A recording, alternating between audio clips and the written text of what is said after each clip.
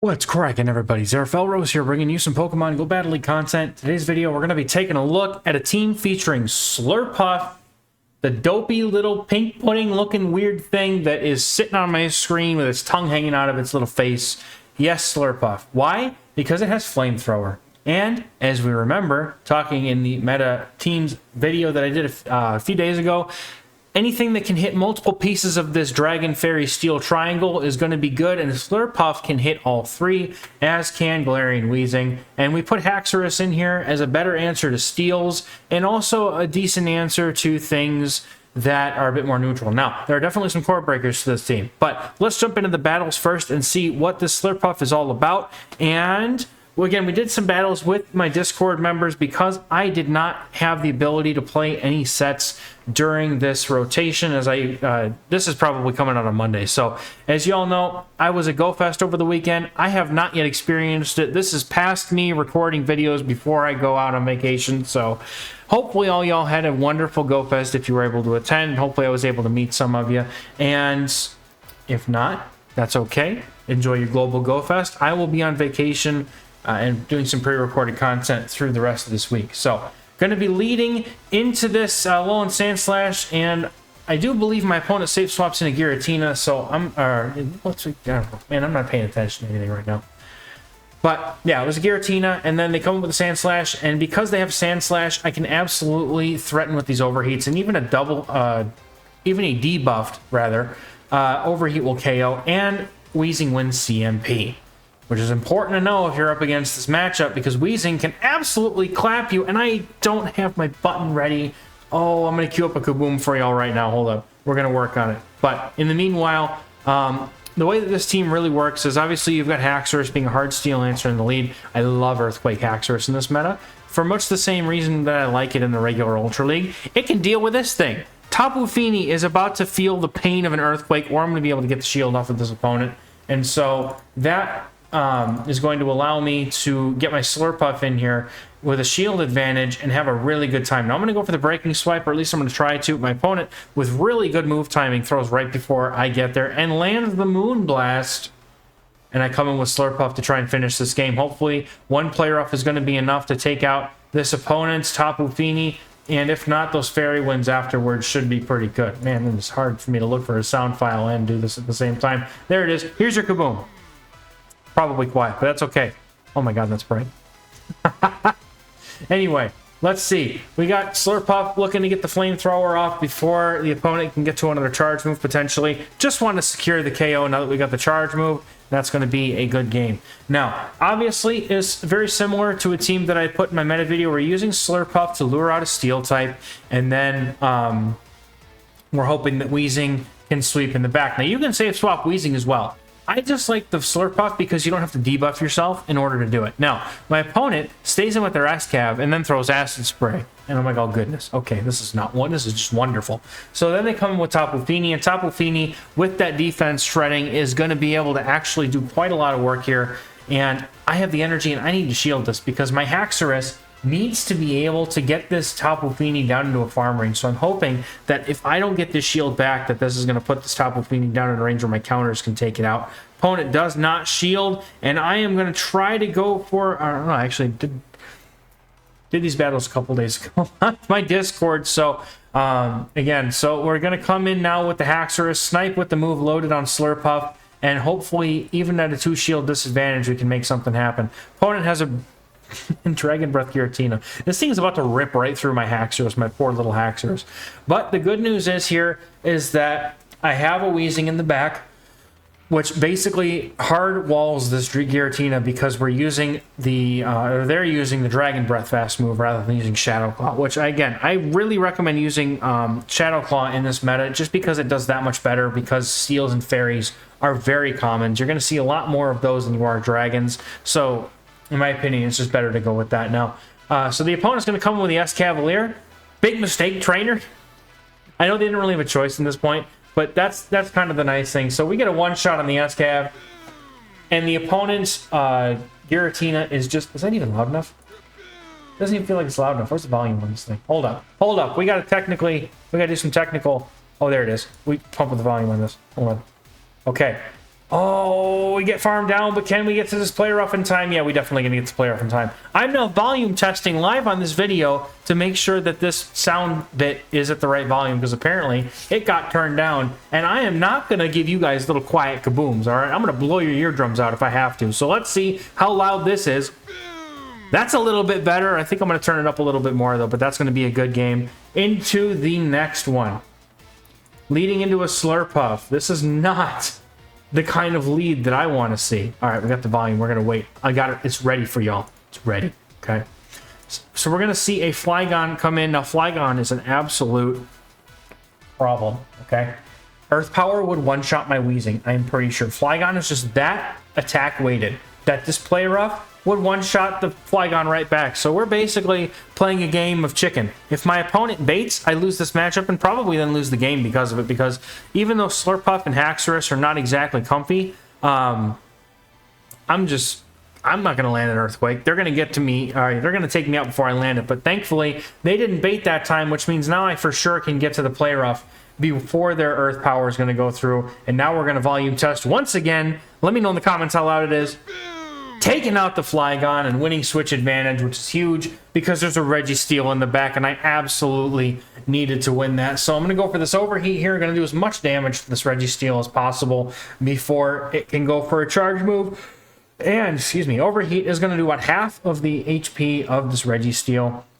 And then we're going to look to go into the XehrFelrose here, and Slurpuff comes in. Are they going to let me reach for this Earthquake? Absolutely not. They're just going to go right for the move. The kill shot right here. Play rough is going to take out my poor XehrFelrose, and then my Slurpuff has to come in and do some work. Now, I don't know how much energy the opponent has here. I don't know if they're going to get to the moves right as I do, or if there's an energy lead. So I have to just be careful and hope that my HP difference is going to be enough here. I'm going for this play rough. I'm hoping that 2 play roughs from this range will definitely KO, which it will. I just need to get to the play rough or the Flamethrower, and instead of going for the play rough, I do go for the Flamethrower. My opponent had to go for the play rough here, I believe, because that Flamethrower was going to be enough. And now my Slurpuff comes in against the Registeel, which just through energy. Is this Flamethrower going to be enough to KO the Registeel? Let's find out. And it's not, and unfortunately this Registeel is going to get to a move. So Registeel has the bulk to contend with Slurpuff. Now when their shield's up, that Slurpuff has a much better time against Registeel, so that's going to be a good game. In the next game, we lean into a Genesect, and I do believe I see a Burn Drive on there, so my opponent's going to immediately swap out into the Weezing, and I am going to go ahead and go up to what would be the Play Rough and swap. Now I was going to try and land that Earthquake, but unfortunately my opponent would have essentially just gotten a move off. So they go for the play off, which is resisted, which is fine with me. I'm just going to go straight overheat here. But what I want to do here is I was going to overfarm just a bit, just to make sure I get, if there's any other fast move damage that I can get through, I guess. I don't really think it matters, but my opponent will not be able to KO me from this range, even with an overheat, so I'm going to no-shield it, and I'm going to look to get a nice big farm down on my XehrFelrose if possible, but my opponent throws another charge move. And what's interesting here is they throw play rough, so either they're not running overheat, or they wanted to try and get me to take them out so that they could get some farm on something else. And that's unfortunately going to grab a shield, which means XehrFelrose now is going to have to try and find a way to get through this Weezing. And I have to throw energy here because they are very, very liable to throw energy before I can get to a farm down because they double resist counters. Now, opponent comes in with Tapu Fini now, which is honestly not too terrible. With this much energy and 2 shields, XehrFelrose with Earthquake is absolutely going to demolish this Tapu Fini, and the opponent does not shield. So I'm going to go for a breaking swipe now before they're going to be able to get to a move. Yes, this is double resisted, but it's going to allow me to get there a little bit of chip damage out, and now I can just go for a no shield since that was a CMP. Surf is not going to KO, and since I don't want to let myself get farmed down, I'm going to come in with Slurpuff here, and all I need to do is get to 2 Flamethrowers. I'm pretty sure they got Magnet Bomb, and I've never tanked one before, but I'm going to find out how much damage it does, and that does so much damage. Those Fury Cutters are adding up so quickly, and now I just don't know if I'm going to be able to get to the next Flamethrower before they're able to just straight farm me down. Yeah, I'm going to be able to get there, but that Tapu Fini is definitely going to be able to just water gun me down. So I have to hope that the Fairy Winds plus whatever counter damage my XehrFelrose puts out is going to be enough to take out the Tapu Fini before it can go through my team. And saving a shield, maybe not the best idea here. Probably should have just shielded it, but because these are battles with my Discord members and I'm not having any elo on the line, I'm able to make that kind of call for science. Even if I was in GBL, though, honestly, I would have just tanked that just to see how much damage it did. Great lead. Here we're going to have an Alolan Sand Slash. My opponent save swaps Clefable. I don't know what to do. My whole team gets clapped by Clefable, dude.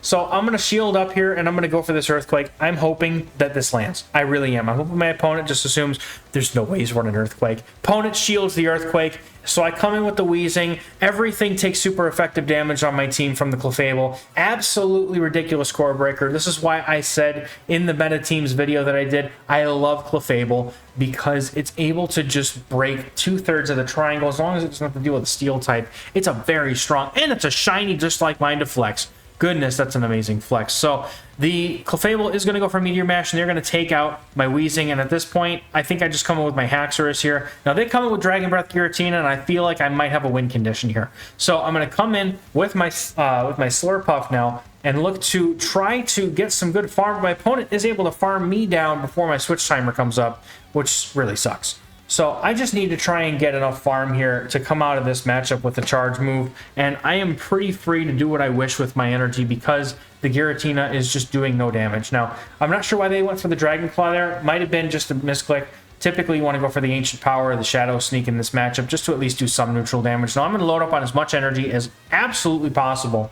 But you know what the sucky part is? Is that if that Clefable has any energy at all, which they probably do, and there's a Sand Slash, which also now forces me to throw my energy, I throw it forward before they get to their Ice Punch because they did swap out right away. Flamethrower gets the one shot, and the opponent's Clefable was just using, or the opponent was just using that Sand Slash as a meat shield in order to not have to shield the Slurpuff. I am not going to be able to make it to 2 moves here, unfortunately.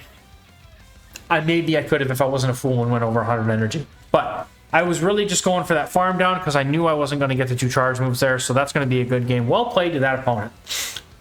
Clefable sucks for this team, all right? It just is really, really nasty. And even then, I still made it pretty close, so I'd like to think I did okay there. All right, so the opponent's got an Escavalier. Yeah, this sucks. I have to shield this potential Drill Run, and they go for a freaking Acid Spray, dude.